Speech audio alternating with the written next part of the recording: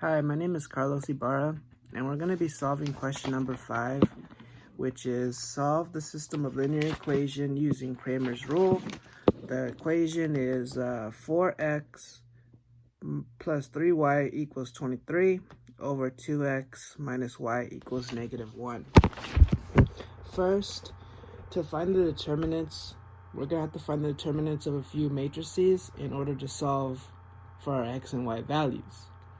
If we want to use Cramer's rule to solve it, what we are interested in is the coefficients on each of the variables and the solution values on the right hand side, which are 23, -1.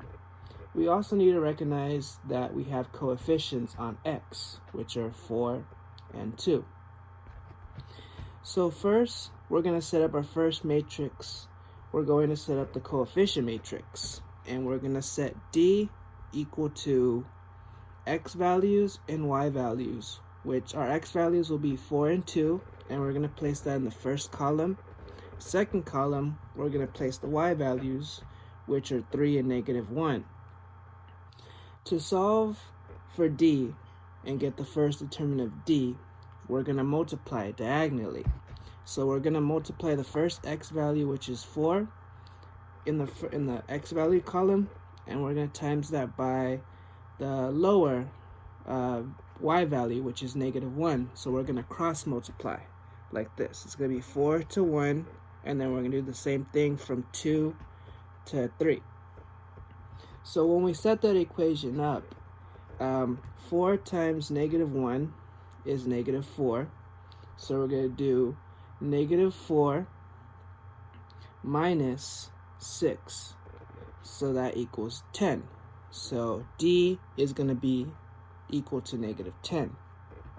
So once we get our main value, which is D of -10, we're going to set up two separate matrices, which are going to be dx and a dy. And each of the columns, we're going to replace, for the dx matrix, we're going to replace the x value column with the solution side numbers, which are 23 and -1. And then we're going to keep the y value the same. And we're going to do the same thing as the first one. We're going to cross multiply. So we're going to get 23 times -1, and then we're going to get 1 on the bottom times -3. So then that is 23 times -1 is -23. And then -1 times 3 is -20. So D of x is equal to -20. Then we're going to do the same thing for y. So we're going to keep the x column the same and replace the y column with our solution numbers, which are, yet again, 23 and -1. So when we cross multiply, we're going to get 4 times -1 is -4, and 2 times 23 is 46. So we subtract -4 from 46 to give us -50. So dy equals -50.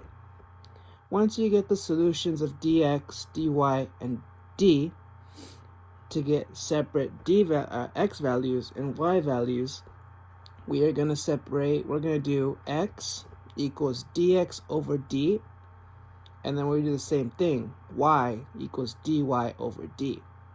We just replace the dx value with the d, dy value with the d. So for example, when we're trying to solve for x, it's going to be x equals -20, because that's what dx equaled out to, and we're going to put that over. We're going to divide that by d, and our d is -10. So initially, or final, so x comes out to be 2. Then we're going to do the same thing for d of y. So y equals dy over d, and dy came out to -50. D came out to -10, so that means y equals 5. So our solutions are x equals 2 and y equals 5. And we're going to place it in the bracket just like this. X equals 2, or x is 2 and y is 5. Lastly, to double check our work, we can simply just place all x values, or we can simply place the 2 and y into the equation to see what we get. So for example, for the first one where it says 4x plus 3y equals 23, we just plug in 2 where x is at, 5 where 3 is at, and we solve it. So we'll do 4 times 2 is 8. 8 plus 3 times 5 is 15. So 8 plus 15 is 23. Then we'll do the same thing for the bottom one. We'll replace the x value with 2. So 2 times 2 is 4. 4 minus y value, which is 5, gives us a negative 1.